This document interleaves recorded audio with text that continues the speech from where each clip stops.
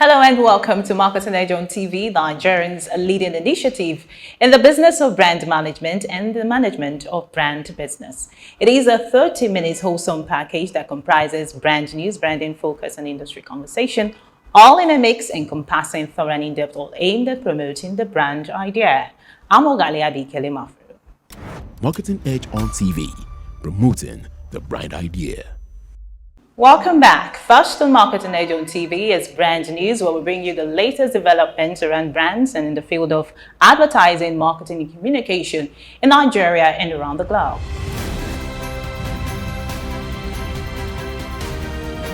Now on Brand News. It is with great pride we announce the launch of Airtel Touching Lives Season 7.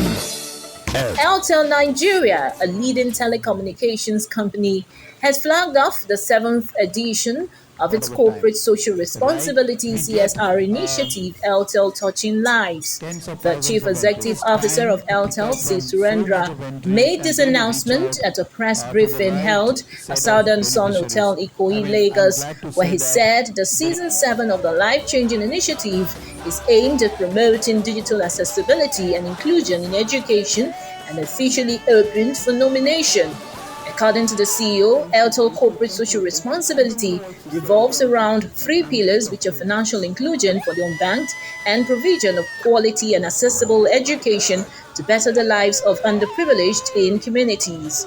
Airtel noted that individuals can nominate people or communities that they think deserve this assistance by calling or sending an SMS to 367. We're excited. Airtel Touching Lives is a season 7 that we are inaugurating now, right? And in the last 6 years, this program has been very well received by the communities, right? And we have identified, every year we identify 10 projects. This could be individuals, this could be family, this could be communities, right? Where we believe that by supporting them, the lives change for them and the community and the family. So it has really worked so very well, and we're looking forward to taking this forward from here, and trying our best to impact the lives of more people and in this country, and particularly the communities that we serve. Airtel, the smartphone network. To further strengthen its determination to ensure strict adherence to ethical standards and professionalism, the Advertising Regulatory Council of Nigeria, ARCON, has inducted new members into its fold. At the induction ceremony, which held in Lihola Hotel, Maryland, Lagos over the weekend, 122 practitioners were inducted as associate members, while 5 members were upgraded to full membership. The Director General of the APES regulatory body, Dr. Lale Confadolapo, while welcoming the inductees, reiterated that ALCON as a body is resolute in maintaining high level of professionalism. He urged the inductees to remain focused and adhere to all the stipulated guidelines of the profession, noting that the new regulatory framework is operational as part of its initiative to reposition the advertising industry for growth. Recall that the Advertising Regulatory Council of Nigeria, ALCON, recently rebranded in line with its mandate to revolutionize the advertising industry in Nigeria and make it globally competitive. The Director General had hinted that the advertising industry will witness a radical transformation that will herald a new dispensation of equity, fairness, and ethical advertising. To further seek legal understanding for the effective implementation of the law, the Out of Home Advertising Association of Nigeria, OAN, has passed the newly signed Advertising Regulatory Council of Nigeria ALCON law to a group for review and better interpretation to its members. President of OAN Emmanuel Ajufo said this while speaking with Marketing Edge in an interview. The secretariat head, who commended the new law, which was officially unveiled by the Director General Dr. Lale Confadolapo recently, described it as a strategic development to correct some of the anomalies found in the industry. Addressing the general state of advertising, Ajufo noted that industry is intertwined with the economy and so cannot be separated from the realities facing the economy.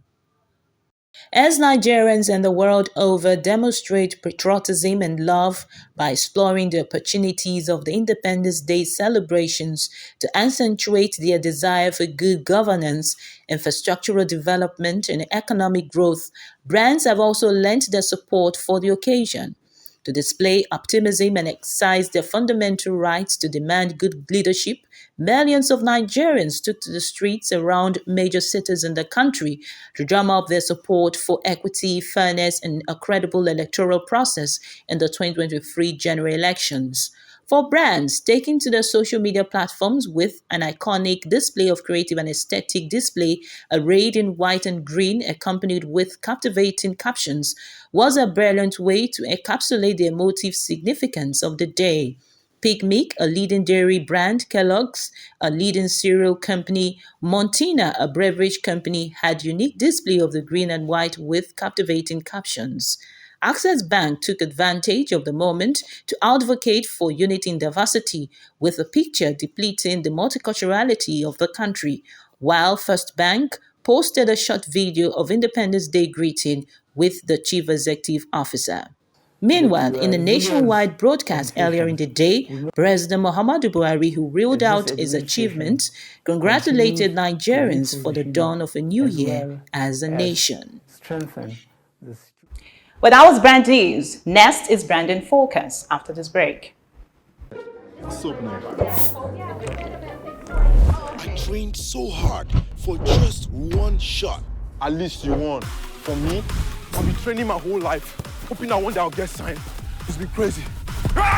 God, how old you be? My coach never gave me age. You think that's crazy? Crazy is having a job and a boss like mine. Really? No one understands. Compared to making thousands of decisions daily, it's exhausting. If decision making is all I have to do all day, then my life would have been blissful. Try practicing a dance routine and tell me what's more challenging.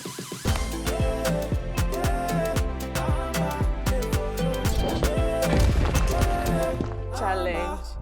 Being a single mother no be beans, my dear.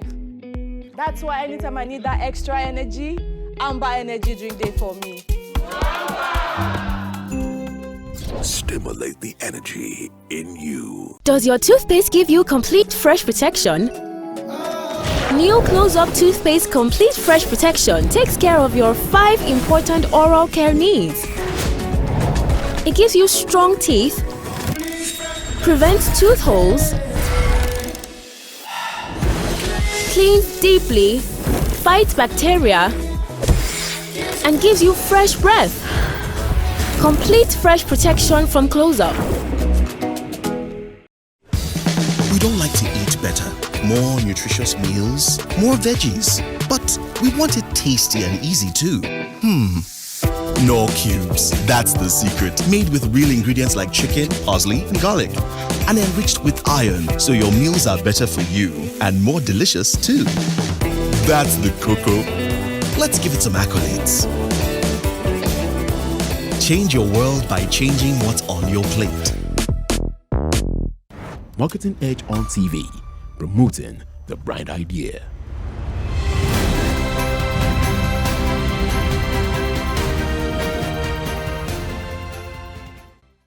Now on branding focus. Metaverse is a generic term for experiences that go beyond the physical through connected virtual worlds, offering new ways for people to communicate and interact. There are reports that it is in its earlier stages of its development and could be years or even decades away from being used to its full potential. Basically, the key technologies that represent the building blocks of Metaverse have actually been around for some time. The crucial added element in the new reality is that users don't have to do it alone. They can talk to and play alongside friends and strangers alike to the heart's content. Interest in the Metaverse is expanding at an astronomical speed, even as tech behemoths like Microsoft reportedly bid £50 billion for video game maker Activision Blizzard. Microsoft correctly identified gaming as a key foundation for Metaverse platforms and is just the latest move among technology experts that are keen to make the most of the opportunity. It would be recorded that Facebook also strategically rebranded its present company as Menta, seemingly staking future growth on grabbing the big share of the space. However, Sir Martin Sorrell, ad industry icon, recently unveiled S4X Venture, a VC fund targeting early-stage companies with interest that include exploring commercial models within the metaverse. The facilitation of communication and peer-to-peer engagement is at the heart of the metaverse. At present, there are no rules. Metaverse can truly be whatever anybody thinks it is, and people can do as they please. It's essentially an undefined space, one that is building its own communities and taking the communication concept of messenger to a far higher level. While the physical world is built with boundaries, Metaverse offers freedom in the shape of a new level of reality. Virtual reality (VR) has a role to play in the Metaverse, of course, and is already being harnessed by the likes of travel brands keen to instantly transport people to desirable destinations. But augmented reality (AR) is likely to be the technology that really makes interest in the metaverse take off. With AR, once tech companies like Apple get their acts together and finally launch glasses that allow the wearer to experience a blend of physical and virtual reality, users can take to the streets in everyday trainers, but proudly show off to passerby in metaverse.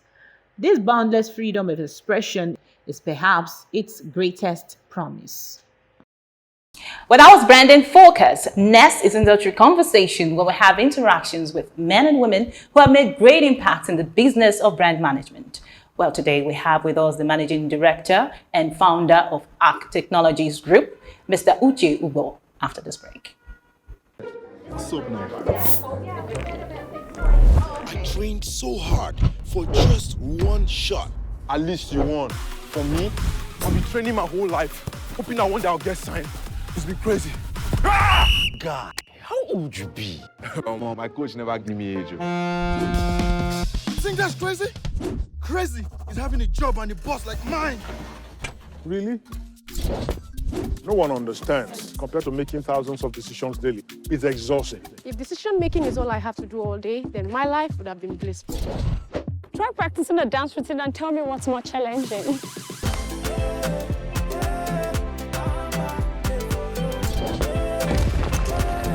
Challenge. Being a single mother no be beans, my dear. That's why anytime I need that extra energy, Amber Energy drink day for me. Stimulate the energy in you.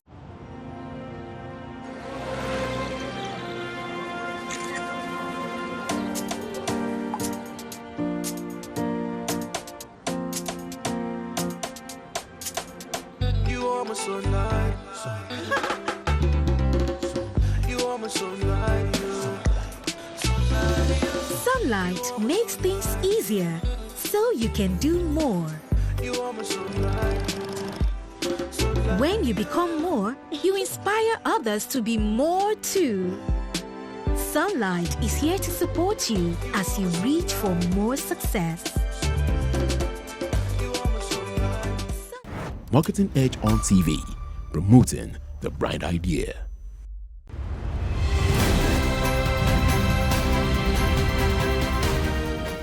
Hello and welcome to Industry Conversation, a segment on Marketing Edge on TV where we have interactions with men and women who have made great impact in the strategic positioning and promotion of brands.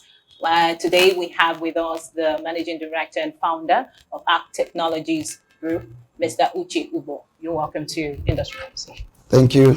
Thank you very much. And I would like to say it's such a pleasant, opportunity to be meeting the first assembler of ATM in Nigeria. That's such a remarkable feat. Thank you. Well, I would like you to talk to us about the industry in terms of how far has it gone, being the first person to actually come up with an idea of assembling an ATM, automated service in Nigeria. All right. The industry has really gone so far. And I would say dated back to the first deployment of ATM in Nigeria, which could be as far back as probably 2003, 2004. At that point, there was no interoperability among the banks until the InterSwitch and this like came into being. And so we could talk about ATM from the point when banks are able to operate. You know, you could have a Zenith card and then you take your money out of UBA. And that essentially would be started about maybe 2005, 2006. And since then, it's been a very steady growth. If not for one or two, I would say, policy issues that has tried to decline the growth of that particular industry. And so far, so good, I would say. We've tried to do our best to see that that industry really grows. From the very first ATM deployed and to the point when everywhere the ATM, it was moving really to be deployed every nooks and cranny everywhere in Nigeria until recently that a few policies came up, a few issues came up, and then it does seem like the banks are no longer, the appetite to deploy ATM has reduced, significantly. Okay, you made mention of the government policy becoming a challenge to your business. And we're beginning to see a lot of people moving to different digital formats, and platform to carry out their various payment services. Now, would you also say that this is also a challenge to you because people wouldn't have to go to ATM machines to, do their various transactions? No, it wouldn't be a challenge. Actually, these things were meant to be complementary. Right? It's meant to complement each other in being able to make people have access to their money and be able to use it wherever they want to use it. Okay. Now, in our own climate, there is need for cash. There's still very much need for cash, and there's also a need for electronic transfers. We can't take away the fact that we're not yet there when we talk about full cashless. There are infrastructures that is meant to be on ground, before you can really talk about being full cashless, and those infrastructures in some areas are not yet on ground, when we're talking about, don't forget there are villages. Lagos, Port Harcourt, and Abuja is not a typical example of what represents all Nigeria. Okay, so there are infrastructures that are clearly lacking in certain locations. But part of what I was saying really is, at some point, the government granted some licenses for people to do independent ATM deployment. Then later the license that policy was also reversed. Then came up with a whole lot of things. But the main one that has affected the industry right now is the fact that a lot of banks have lost, the appetite has dropped because a lot are now investing on agency banking. All right. And that's why you see a lot of people in the streets, in the market, having POS and then doing bank work, so to speak. But really, as an industry practitioner, I think that shouldn't be the way we should go. I think that these are mundane jobs that machine would do better than a human being. For a graduate to sit under an umbrella and be giving money and be collecting money and things that is fully employed, I think it's a mistake. So, partly the fact that CBN woke up and say that we're taking out the 100 naira payment that people used to pay when you withdraw money from ATM has a very big impact on the industry. Okay, and further it went down to 65, further went down to 35. And so these are some of those challenges that sometimes you wonder, it's this well thought through, because the fact that the banks are no longer buying ATMs the way they used to buy has reduced the people that were meant to invest in that industry has now started to look for alternative ways. Okay. So even if you go to the likes of the most developed countries in the world, in the US, in UK, or Korea, you see ATMs everywhere, in China, everywhere. Now, our environment is a little bit different. Our environment is such that we cannot go and copy what is done in other climates and just come and paste it. We need to paste it special. We need to look at the peculiarities of our environment before certain decisions are taken. Okay, so that is one side. But what is also important to note here is that the fact that some companies that by now would have been manufacturing ATMs in Nigeria has changed the plan, all right, and start investing in other things, meant that other digital devices that we would have been able to produce by now, we are still not able to do it. For instance, the POS or even the kiosks and the what is called, I mean, a digital bank, a kiosk that is able to make you get your card, deposit your money, withdraw your money, pay your NEPA bill, pay your light bill, and even up to the point of paying for your CFO for your building.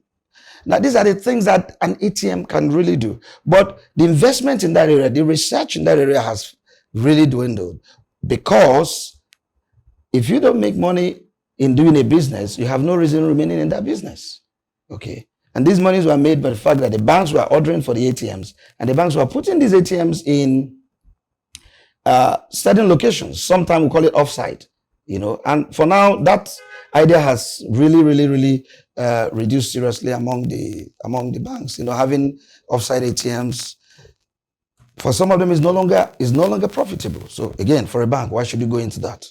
You understand? So these are the challenges. However, I don't think that it means that ATM will, the dream we have of making Nigeria very independent in terms of capacity to produce some of these digital devices that are required. I think that this dream still exists. I know it still exists. I know we are still working on it. And I know that's why we are able to do our own assembly of the ATM down here.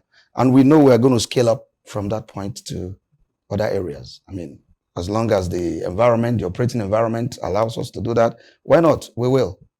We know how harsh it is, but we will do our best. Okay, so we've seen rapid shift to technology, different forms of digital, you know, devices, I should say. And you clearly stated that you're looking at enhancing your services and to meet up with the current yearnings of your consumers. But there's something else I would like you to talk about, which is, of course, technological adoption. Because if there is no technological adoption, then people wouldn't really see the need for your service. So how would you assess the level of technological adoption in Nigeria as it is today? Seeing that the pandemic has greatly impacted on every sector, and people are beginning to look for digital means to solve their problems. If there's any country in the world that is hunger for technology, or the adoption is very fast, Nigeria is one of them. In fact, we are very peculiar people. Sometimes in fact, all the time, I'm very proud to be a Nigerian. Because when I travel to other countries and see what's happening and see the level we are, particularly in terms of our payments, right? What we're able to do here, in some of the countries that you might even think they're well advanced, are not yet at that level. So, to answer the question, yes, the adoption in Nigeria has been very massive, and it's going to continue. Don't forget, we have a youthful generation. I mean, we have more youths in the country than the others. So, chances are that yes, the adoption is going to continue. We are very open. In fact, the appetite to consume technology or digital related offerings is very high in Nigeria compared to a whole lot of other places. So I would say any investment in that direction is not a mistake at all. So you talked about the impact of government policy on the financial sector and how it's also impacting on your business. And something came to mind. We're beginning to see that telcos are getting into the payment system and opening PSB, payment service banks. And aside the fact that we also have commercial banks having this small, subset of, services in different corners to meet the financial needs of consumers, we also see telcos doing the same. So how does this impact on your business? Okay.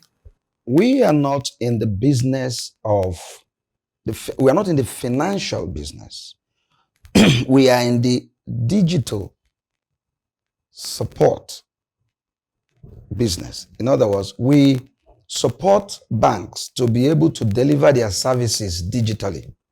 So whether it is a payment service bank, whether it is commercial bank, opening a fintech, or whether it is any of those things happen, it doesn't interfere really with our own. Ours is, people have got their money in the bank, they want to have access to it, and they want to use it anytime they want.